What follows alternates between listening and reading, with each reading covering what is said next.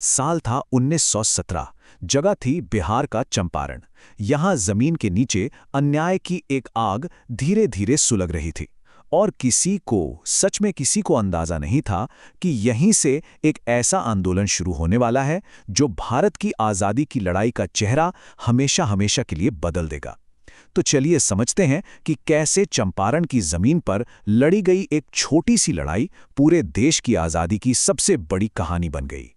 जरा सोचिए, एक सदी से भी ज्यादा का वक्त, मतलब एक पूरी पीढ़ी, फिर दूसरी और फिर तीसरी, सब एक ही जुल्म सहते हुए बड़े हुए और चले गए। ये कहानी है चंपारण के उन अनगिनत गुमनाम किसानों की, जिनकी अपनी ही जमीन पर उनका कोई हक नहीं था, जिनकी मेहनत की कोई कीमत नहीं थी।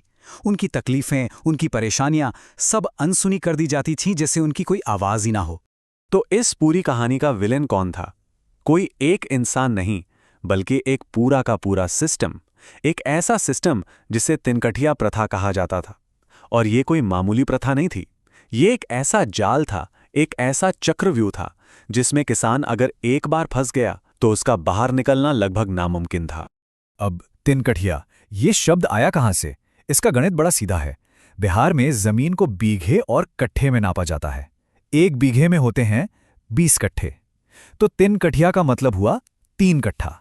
यह सिस्टम किसानों को मजबूर करता था कि वो हर बीघे में से 3 कट्ठे पर, यानी अपनी कुल जमीन के 3/20 हिस्से पर सिर्फ और सिर्फ नील उगाएंगे। और कीमत? अरे वो भी बागान मालिक ही तय करते थे, जो हमेशा हमेशा ही बहुत कम होती थी। तो ये सिस्टम काम कैसे करता था? देखिए कितना शातिर था। पहला, बागान मालिक किसानों की सबसे उपजाऊ जमीन नील के लिए चुन लेते थे।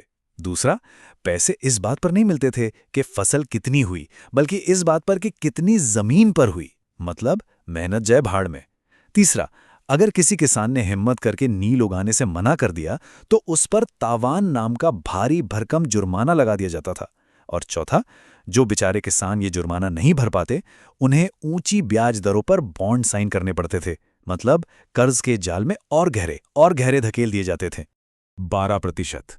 ये नंबर अपने आप में पूरी कहानी कह देता है। ये उन बॉन्ड्स पर सालाना ब्याज दर थी। ये एक ऐसा फाइनेंशियल ट्रैप था जिससे बाहर निकलने का कोई रास्ता ही नहीं था। ये सिर्फ खेती नहीं थी, ये पीढ़ी दर पीढ़ी चलने वाली एक तरह की गुलामी थी।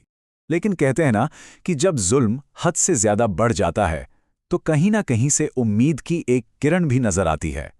चंपारण के लिए वो किरण लेकर आए राजकुमार शुक्ल नाम के एक स्थानीय किसान, एक जिद्दी जुनूनी इंसान जिसने ठान लिया था कि वो अपने लोगों की आवाज देश के सबसे बड़े नेता तक पहुंचाकर ही रहेंगे।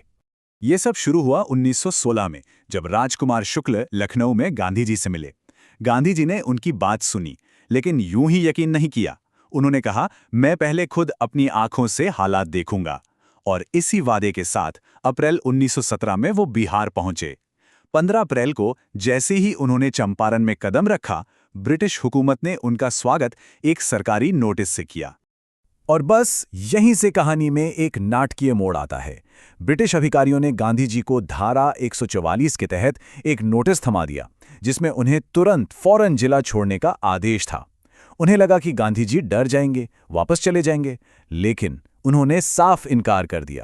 18 अप्रैल को जब गांधी जी को मुकदमे के लिए मजिस्ट्रेट के सामने पेश किया गया, तो सब हैरान रह गए।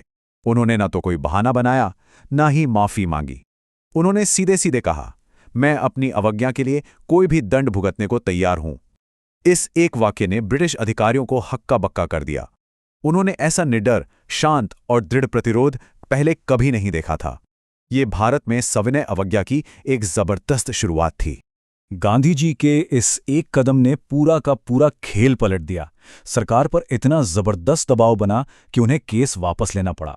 और सिर्फ इतना ही नहीं, उन्हें चंपारण में किसानों की समस्याओं की एक ऑफिशियल जांच करने की इजाजत भी देनी पड़ी। सोचिए ये कितनी बड़ी जीत थी। और हाँ, गांधी जी इस लड़ाई में अकेले नहीं थे। उनके साथ उस दौर के सबसे बड़े और काबिल नेता और वकील खड़े थे। राजेंद्र प्रसाद, जो बाद में भारत के पहले राष्ट्रपति बने, ब्रज किशोर प्रसाद, मजहरुल हक, जेबी कृपलानी, इन जैसे दिग्गजों ने मिलकर हजारों किसानों के बयान दर्ज किए, सबूत इकट्ठा किए और इस जांच को एक मजबूत ठोस आधार दिया। सरकार को एक जांच समिति बनानी पड़ी, जिसमें गांधी जी को भी सदस्य बनाया गया। और इस समिति की सिफारिशें देखिए, एक के बाद एक जीत।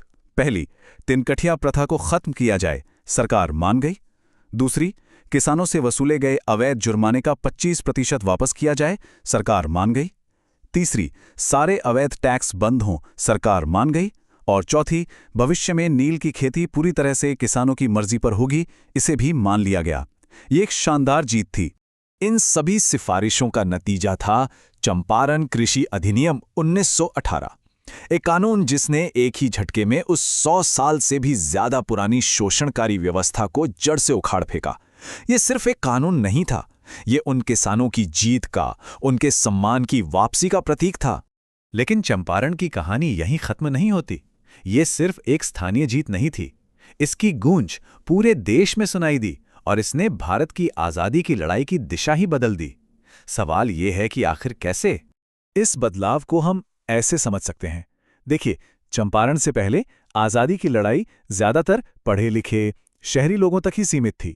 आम जनता, किसान, मजदूर इससे सीधे तौर पर नहीं जुड़े थे। लेकिन चंपारण के बाद सब कुछ बदल गया। इसने पहली बार किसानों के गुस्से को, उनकी तकलीफों को देश की आज़ादी की लड़ाई से सीधे सीधे जोड़ दिया। इसने दिखाया कि असली ताकत तो देश के आम लोगों में है। तो चंपारण की विरासत क्या है? सबसे पहले यह भारत का पहला मास सिविल डिसोबीडियंस मूवमेंट यानी जन सविनय अवज्ञा आंदोलन था। इसने गांधी जी को भारतीय राजनीति के सेंटर में ला खड़ा किया। इसने ये साबित कर दिया कि सत्याग्रह यानी बिना हिंसा के सच के लिए लड़ना एक बहुत ही शक्तिशाली हथियार है। और एक तरह से चंपारण भविष्य के बड़े आंदोलनों जैसे खेड़ा और अहमदाबाद के लिए एक ट्रेनिंग ग्राउंड बन गया। चंपारण की कहानी को 100 साल से भी ज्यादा हो चुके हैं।